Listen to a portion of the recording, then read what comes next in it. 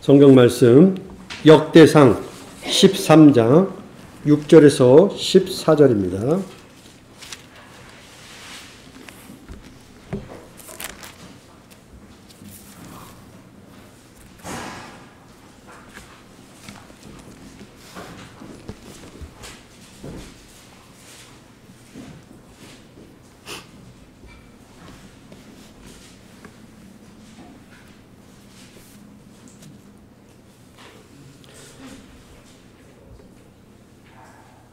다윗이 온 이스라엘을 거느리고 바알라 곧 유다에 속한 기랏 여아림에 올라가서 여호와 하나님께 꾀를 메어 오려 하니 이는 여호와께서 두 그룹 사이에 계심으로 그러한 이름으로 일컬음을 받았더라. 하나님의 꾀를 새 수레에 싣고 아비나답의 집에서 나오는데 우사와 아히오는 수레를 몰며 다윗과 이스라엘 온 무리는 하나님 앞에서 힘을 다하여 뛰놀며 노래하며 수금과 비파와 서고와 재금과 나팔로 연주하니라. 기돈의 타작마당에 이르러서는 소들이 뛰므로 우사가 손을 펴서 궤를 붙들었더니 우사가 손을 펴서 궤를 붙듦으로 말미암아 여호와께서 진노하사 치심에 그가 거기 하나님 앞에서 죽으니라. 여호와께서 우사의 몸을 찢으셨으므로 다윗이 노하여 그것을 베레스 우사라 부르니 그 이름이 오늘까지 이르니라.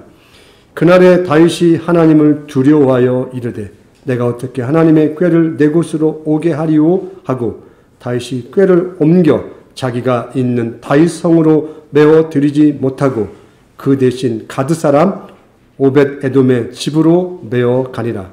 하나님의 꾀가 오벳 에돔의 집에서 그의 가족과 함께 석 달을 있으니라. 여호와께서 오벳 에돔의 집과 그의 모든 소유에 복을 내리셨더라. 아멘.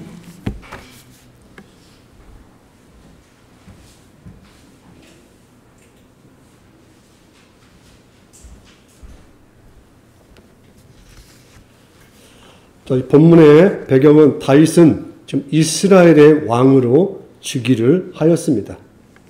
그동안 방치되었던 하나님의 언약궤를 예루살렘으로 좀 옮기려고 하는 과정입니다. 단순히 자기 정권의 어떤 정당성을 얻기 위해서 다윗이 이 성전에 앞으로 있어야 할 언약궤를 옮기는 어떤 이상의 생각을 한 거죠. 곧 이제 다윗이 새롭게 여는 이스라엘은 거룩하신 하나님이 그들과 함께 임재하기를 간절히 소망하는 마음으로 이 언약궤를 이제 수도인 예루살렘 성으로 옮기려고 했습니다. 그런데 우리가 오늘 읽었듯이 언약궤를 예루살렘으로 옮기는 과정 속에서 비극적인 사건이 벌어집니다.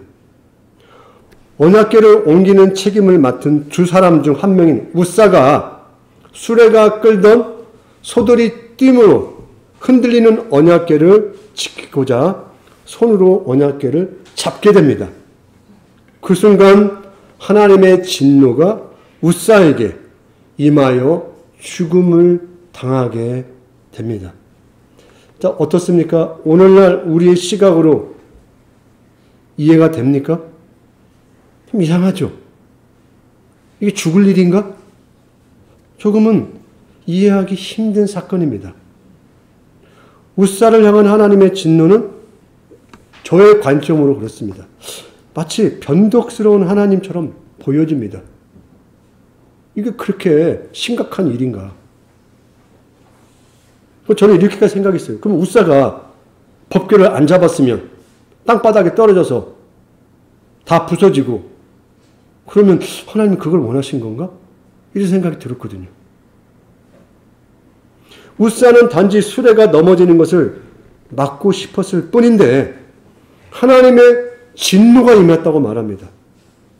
진노가 왜 임하는 겁니까? 진노는 어떤 일을 잘해서 임하는 겁니까? 분명히 문제가 발생했다고 보는 거잖아요. 하나님께 죄를 범했다고 했기 때문에 진노가 임했다라고 말하고 있는 거 아니겠습니까? 그러면 충돌이 일어나는 거잖아요. 우리가 일상적으로 생각할 때 저게 진노가 임할 일일까라고 하는 우리 보편적 생각과 하나님은 이 일에 진노로 그가 그 자리에서 죽을 만큼의 심각한 사건을 하나 보셨다라는 거잖아요. 그럼 뭔가 충돌이 일어나고 있는 것이죠. 우리의 보편적인 생각과. 그러면 먼저 우리는 언약궤가 그러면 이스라엘에게 어떤 의미를 갖고 있는가에 대한 좀 기초적인 이해를 할 필요가 있다고 생각을 합니다. 성경에서는 언약궤를 운반할 때 아예 율법으로 정해져 있었습니다. 그러니까 내가 이 언약궤를 혹시 이동하게 되면 어떠한 절차를 밟아라라고 명확히 설명을 했어요. 왜 그랬습니까? 출애굽 당시 광야에서 하나님이 언약궤와 성막과 이 모든 과정을 그때 설명을 했거든요. 아직 성전이 세워지지 않았어요. 세워지지 않았기 때문에 광야에서 이스라엘 민족이 텐트를 치고 생활하다 하나님이 떠나라 라고 하는 신호가 있으면 이스라엘 백성이 이동을 했거든요. 그럼 성막도 다 걷어들이고 그때 성막의 가장 지성소의 중심 자리에 있는 언약궤를 이동을 시켜야만 했어요. 여러 번 이동을 했어요. 그때마다 하나님께서 그냥 너희들이 생각대로 이동하면 안 된다. 반드시 내가 정한 규정에 따라 이동을 시켜야 한다. 그러면 특별히 희한한 금속으로 만들어져서 그런 겁니까? 언약궤 안에는 그 나무 궤짝에 겉에 금으로 만든 판을 붙인 거거든요. 그러면 왜 이걸 하나님께서 특별한 취급을 하셨을까? 언약궤는 이스라엘의 예배 가운데 가장 중심점에 있는 하나님의 임재를 상징하는 자리였어요.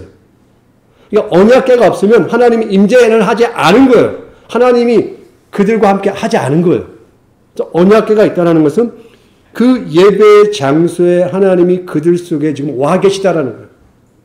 이스라엘 백성에게는 하나님이 오신다라는 것은 대단히 중요한 거죠. 이스라엘 민족 존재 자체가 의미가 없어져요. 하나님이 그들 가운데 없다라는 것은. 그러면 그들에게 그 하나의 상징적인 신성한 물건이 있다면 그게 언약궤예요. 그래서 그 언약궤를 중심으로 그들의 모든 삶이 신앙뿐만 아니라 일상의 모든 것들이 아주 중심점을 갖게 되는 것입니다. 그리고 거룩하시지만은 하나님이 백성들 가운데 거하실 수 있다라는 메시지예요. 거룩하신 분은 우리가 범접할 수 없잖아요. 그분 앞에 마치 여러분이 태양빛을 멀리서는 이렇게 잠깐 볼 수 있잖아요. 그러나 태양을 자세히 보고자 점점 태양 가까이 가면 어떡합니까? 태양이 그냥 태양으로 막 내가 소멸돼 버리는 거죠. 그냥 존재 자체가 소멸되는 것처럼 하나님이 그러한 분이시지만 그 거룩함이 이 언약궤를 통하여 우리 가운데도 충분히 있을 수 있다라고 하는 하나님의 은혜의 안전을 보장하는 상징이었다라는 것입니다. 그러므로 이 하나님의 임재를 상징하는 언약궤는 그런 면에서 이스라엘 사람들의 모든 측면에 영향을 주지 않을 수가 없었던 것입니다. 우리가 이제 아직 성전이 지어지기 전에 성막에서뿐만 아니라 성전이 세워지는데 가장 중심점에 이 언약궤, 그 지성소에 이 언약궤가 놓이게 되잖아요. 놓일지라도 보고 싶을 때 마음대로 볼 수 있는 게 아니잖아요. 1년에 한 번 대속죄일에 대제사장이 그것도 피를 가지고 들어가서 하나님께 속죄를 구할 때 한 번 허락되는 거거든요. 그것도 한 번 더 혹시 죽음을 당할까 봐 제사장의 세마포 옷자락에는 방울이 달렸잖아요. 그래서 안에서 하나님께 속죄를 드릴 때 방울 소리가 나지 않으면 죽을까 봐 발에 끈을 묶어서 제사장은 달고 들어갔단 말이에요. 소리가 나지 않으면 죽은 거기 때문에 또 들어가서 누가 꺼내올 수도 없는 거예요. 그 끈을 잡아당겼단 말이에요. 하나님의 그 인자함의 거룩에 인간이 접근한다는 것은 그만큼 쉽지 않는 문제였다는 것입니다. 그러면 궁극적으로 언약궤가 무엇입니까? 한마디로 표현하면 하나님의 발이 땅을 밟는 곳이라고 생각하시면 돼요. 우주의 하나님이 이 지구라는 땅덩어리 가운데 가장 작은 지성소라고 하는 그 공간 안에, 법궤라는 그 공간 안에 자기가 발을 딛는 거예요. 이 세상의 발등상이 되는 거예요. 놀라운 거죠. 어떻게 우주도 담을 수 없는 하나님이 저 지성소의 법궤에 자신의 임재를 허락하냐는 것입니다. 그러므로 언약궤는 하나님과 인간이 만나는 교차점입니다. 하나님의 특별한 현존의 장소와 동일시 되는 것입니다. 그럼 언약궤는 또 어떻게 만들어졌는가 그 부분도 좀 설명을 하겠습니다. 자, 조각목으로 상자를 만들었는데 길이는 114cm 정도 됩니다. 그 다음 너비는 한 68 정도 되고요. 높이도 동일해요. 68cm 정도, 68.9cm인데 그 부분에 금으로, 얇은 금박을 금으로 수공을 해서 금으로 붙이게 되고요. 가장 중요한 건 그 뚜껑 상단에 그 천사 그룹이 이렇게 날개, 아까 제가 날개 들었었죠? 그 날개가 양쪽에서 그 뚜껑 위를 이렇게 덮는 모습으로 있는 것입니다. 이 모습은 뭐냐면 하나님의 은혜가 임한다는 상징입니다. 그걸 시은자, 은혜가 허락되는 보좌의 자리다라고 해서 시은자라고 표현을 했던 것입니다. 또 한편으로는 그걸 속죄소라고 표현하기도 했어요. 왜냐하면 제사장이 제속죄일에 피를 가지고 들어가서 피를 발랐기 때문에 하나님의 용서를 구하는 자리다 해서 이렇게 칭했습니다. 그리고 이동할 때 그러므로 언약궤는 공개를 하면 안 돼요. 반드시 청색 보자기로 덮어야만 했어요. 그리고 언약궤의 사면의 네 귀퉁이에는 고리가 달려 있었습니다. 그 고리에 금으로 입힌 막대기를 꽂아서 제사장 4명이서 앞뒤로 어깨에 메고 이동을 시켜야만 했던 것이죠. 그 운반하는 그게 하나님의 법이었어요. 그리고 그 운반도 아무나 하면 안 돼요. 우사나 오늘 성경에 나오는 아이오처럼 일반인들 말 잘 듣게 생겨 힘 좋겠구나. 네가 운반해. 소 잘 다루니까. 그게 아니라 레위인이 세마포옷을 입고 성별된 그 제사의 과정을 통해서 희생 제사와 시슴과 거룩한 정교한 예식을 치룬 레위인이 언약궤를 메고 보자기를 씌워서 이동을 했다라는 것입니다. 그러면 지금 이제 앞에 사건, 성경에 읽던 사건과 한번 비교 한번 해보십시오. 기본적인 눈에 보이는 과정만 상당히 거리감이 있죠? 이렇게 보니까요. 그러면 왜 다윗은 수레에 언약궤를 실어서 보냈을까요? 다윗은 그걸 몰랐던 거예요. 그때 당시에 이방 민족들은 소위 자기들의 신상을 옮길 때는 새 수레에 황소를 앞에 세워서 그 수레에 실어서 옮기는 게 그때 당시 풍습이었어요. 이방의 풍습이었어요. 다윗은 이방에서 하듯이 그대로 했던 것입니다. 이게 어때 사건이냐면 이스라엘 백성이 한번 블레셋에게 언약궤를 빼앗기죠. 블레셋 사람들이 다시 돌려보낼 때 어떻게 합니까? 이 수레의 동일하게 방식으로 이스라엘 백성에게 돌려보내잖아요. 예. 바로 그 방식을 그대로 행했던 거예요. 이방의 신에게 행했던 방식을 그대로 적용을 한 거예요. 그 자체에 문제가 많았던 거예요. 레위인도 아니고 언약궤를 이동할 때 하는 방식도 취하지 않았고요. 그 다음에 성결의 제사도 하지 않았고 죄의 문제에 대해서 전혀 고민하지 않았던 거예요. 하나님이 거룩하다고 하는 어떤 가장 기본적인 하나님의 존재의 신성품에 대한 이스라엘 백성의 생각이 전혀 없었던 것이죠. 이유는 뭡니까? 사울이 통치하는 기간에 이 언약궤가 방치되어 있었거든요. 그동안 하나님 앞에서 묻지를 하지 않았어요. 그 정도 혼란기였기 때문에 이걸 옮기는 데만 관심을 가졌지 그 과정에 대해서 하나님이 촘촘히 광야 시대에 이야기했던 것에 대해서 다 귀를 닫았던 것이죠. 그래서 우사가 수레가 움직이고 소가 뛸 때 그가 그 언약궤를 잡는 순간 죽음을 당하는 불행이 발생했다는 것입니다. 또 우사가 내유인이었고 언약궤를 옮기는 과정에 대한 사전에 지침을 잘 받았다면 기본적으로 언약궤는 손대지 않고 수레를 붙든지 소를 진정을 시키든지 이 과정을 했어야 하는데 그냥 바로 언약궤를 그냥 그가 만졌던 것입니다. 이 말은 여러분 태양에다가 손을 그냥 댄 거랑 똑같은 거예요. 그 존재가 소멸될 수밖에 없는 그런 비극적인 상황이 생겼다는 것입니다. 그러면 하나님께서 우사를 치신 것은 하나님의 거룩하심에 인간이 침범하고 훼손한 걸로 하나님이 받아들인 것입니다. 그러면 왜 이렇게 이 부분을 강하게 이야기했을까요? 자, 열왕기 상은 언제 기록됐다고요? 포로에서 바벨론 포로 70년 생활을 하고 지금 다시 자기 나라로 돌아왔잖아요. 그러한 후에 기록된 성경이라고 했잖아요. 그럼 이스라엘 백성이 포로 생활하기 전에 어떤 범죄를 범했습니까? 과거 70년 전에 성전의 제사가 엉망이었죠. 우상과 함께 하나님도 여러 우상 가운데 하나였어요.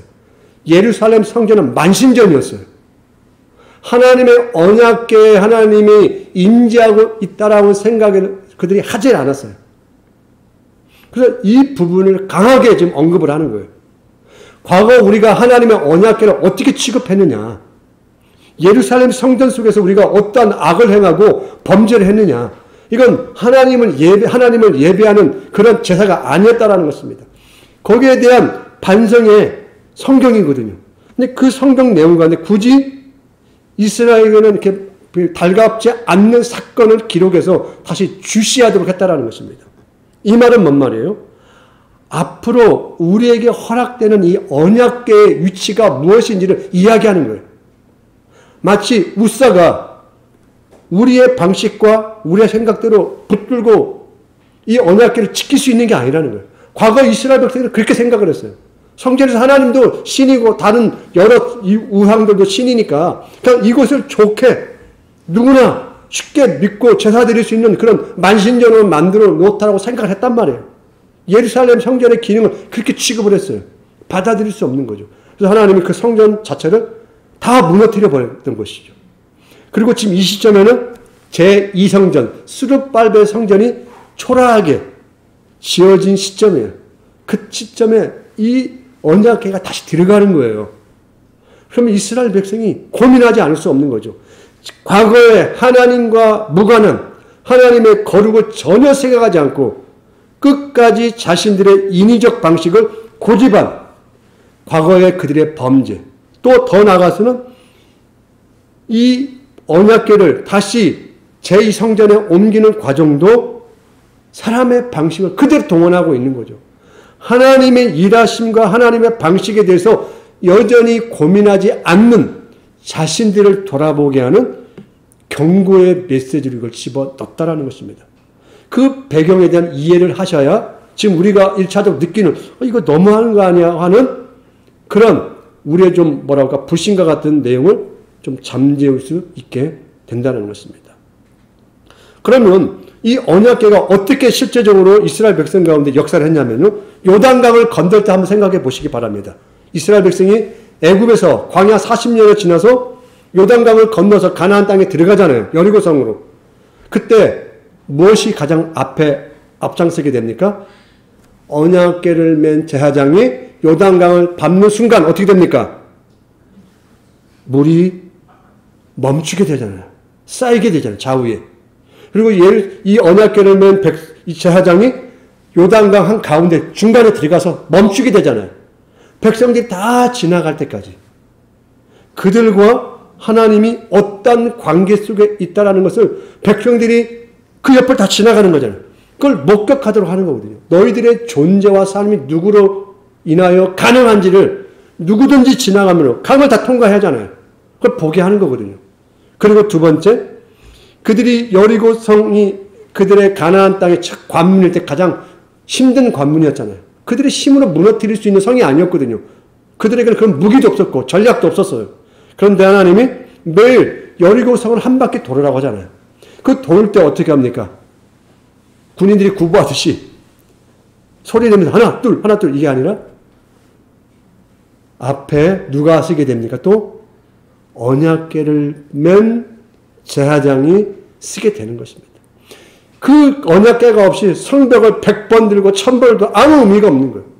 너희들은 하나님이 지키시고 하나님이 이 땅의 주인이심을 양강나팔을 불고 제사장들이 언약궤를 매므로 말미암아 그 성전의 어떤 기준이 되는 그 언약궤를 메고 그 여리고성을 들어가서 전쟁에서 승리하게 되는 것입니다.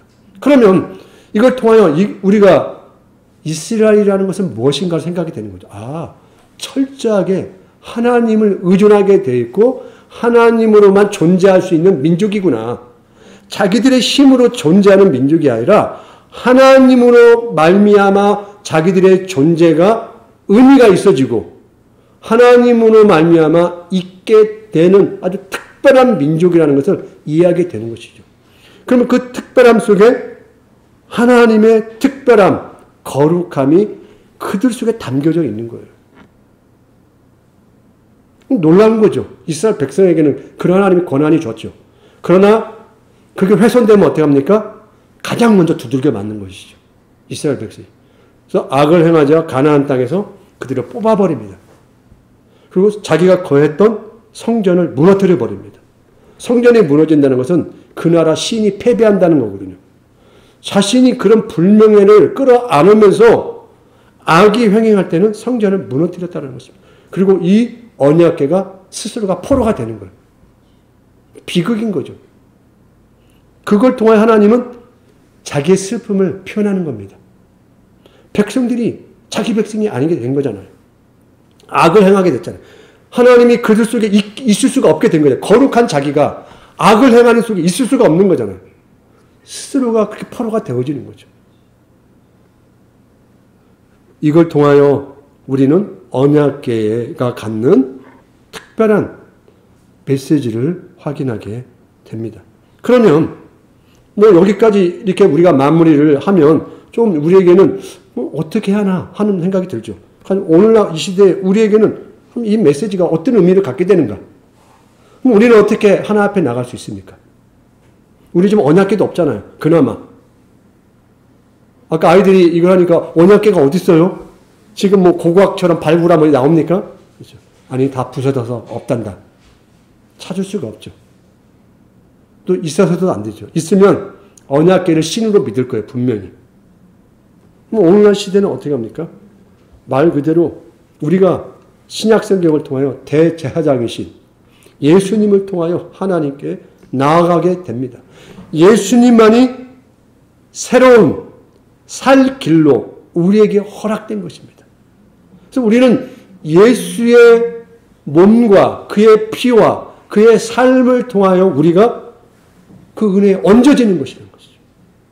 지성소의 앞에 성막이 찢어지듯이 하나님과 우리 사이에 가로막힌 모든 것들, 우리의 약점, 한계, 인간의 악함의 모든 것들이 예수로 말미암아 새로운 길이 열려지게 되었다는 것입니다.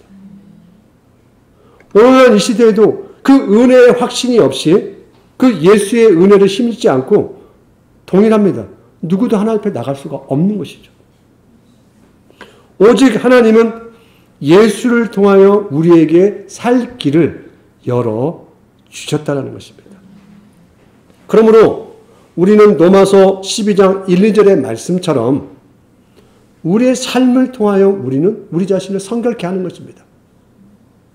하나님이 기뻐하시는 거룩한 삶을 추구하고 그 삶을 예배의 제물로 여러분이 삼아서 그걸 들고 마치 제사장이 피를 들고 나가듯이 우리는 예수 그리스도의 은혜를 힘입어 내 삶으로 준비된 나를 하나님 앞에 들고 나가서 예배를 드리는 것입니다. 로마서 12장 1, 2절에 보면 이는 영적 예배니라라고 번역을 했는데 정확한 번역은요. 합당한 예배니라예요. 합당한 예배. 너희들이 삶이 동반되지 않는 예배는 예배가 아니다라는 것이죠. 마치 이스라엘 백성이 법궤를 옮길 때 너희들 방식으로 너희들 고집대로 맘대로 하지 않는 것처럼 내가 예수로 말미암아 새로운 살 길을 얻은 자로서 우리의 삶이 어떻게 준비되어서 그렇게 예배자로 나와서 드리는 게 그게 합당한 예배라는 거예요. 삶이 없으면 반쪽 예배가 되는 것이죠. 아까 한 날개가 없어지는 것과 마찬가지죠. 우사의 죽음이 우리가 하나님을 우리의 방식대로 만들어내는 어떤 의미에서 우상숭배와 같다면 우리는 하나님께서 우리에게 새로운 형상, 그 자신의 형상을 우리 안에 주신 거잖아요. 내 안에 성령을 통하여. 내가 하나님의 형상, 언약궤를 내가 받은 자라는 것입니다. 예수가 내 안에 직접 들어와 계신 거죠. 하나님이. 이 은혜를 받은 우리가 거룩하신 하나님 앞에 나의 삶을 통하여 드려지는 것이죠. 바로 그 삶이라는 건 뭡니까? 여러분 가정에서, 직장에서, 자식과의 관계, 남편과의 관계, 모든 내 삶으로 살아내는 과정들, 이 과정을 하나님이 다 받으신다는 것입니다. 물론 여기에는 우리의 실수도 있고 부족도 있고 악이 있어요. 그러나 그 연약함을 어떻게 예수의 이름으로 끌어안고 예수의 은혜로 다 담아 부족하지만 하나님 앞에 겸손함으로 예수의 이름으로 나가게 된다는 것입니다. 너무나 뻔한 이야기 같잖아요. 복음 중에 복음 기초의 내용이지만은 이 내용이 없이는 우리의 신앙은 있을 수가 없고 세워질 수가 없다는 것입니다. 이스라엘 백성에게 언약이라는 게 바로 그와 같은 것처럼 우리에게는 예수님이 그와 같은 존재라는 것입니다. 가장 간단하고 짧은 이름이고 너무나 많이 듣는 이름 같지만 그 이름이 없이는 우리가 하나님을 찬양한들, 경배한들, 헌금을 한들 어떠한 우리가 종교적 외식적인 걸 다 할지라도 거룩하신 하나님 앞에 설 수가 없게 되는 것입니다. 그러므로 예배라는 것은 결국 우리가 드려지는 이 예배라는 것은 우리가 믿는 신앙의 모든 것을 포괄하는 상징이고 총합이라고 생각하시면 됩니다. 신앙에서 예배가 없이 다른 게 세워질 수는 없는 거예요. 내가 믿는다고 하는 내가 신앙으로 내용으로 가지고 있다고 하는 모든 것들이 예배 속에 상징되어지고 총합적으로 다 드러나는 거예요. 그래서 빈곤한 예배는 결국 신앙도 빈곤하다는 거예요. 사실은요. 그래서 각 예배의 어떤 순서들, 이 과정은 얼떨결에 생긴 게 아니에요. 역사와 신학적인, 성경적인 이유가 있다는 것입니다. 하나만 말씀드리겠습니다. 예배 전에 여러분 일어나잖아요. 귀찮잖아요, 솔직히. 그냥 와서 앉아있다가 그냥 예배하겠습니다 하면 좋잖아요. 근데 갑자기 멀쩡히 계시다. 목사님, 자, 이 자리에서 일어나겠습니다. 왜 일어납니까? 아, 좀 다리가 아파서요? 이제 본격적으로 예배를 드릴 테니까, 자, 다리 한번 펴십시오가. 그런 건가요? 그러면 여러분 이 생각하세요. 재판을 받을 때 재판장이 들어오면 어떻게 합니까? 다 일어나잖아요. 대통령이 들어올 때 내각의 장관들이 딱 이렇게 앉아있나요? 대통령 들어오십니다 하면 내각에 있는 장관들이 다 일어나잖아요. 그거 같은 거예요. 하나님이 이제 임재하실 텐데 그 하나님의 임재 앞에 예배하는 자가 그 하나님을 맞이하라는 거예요. 그래서 일어나는 거예요.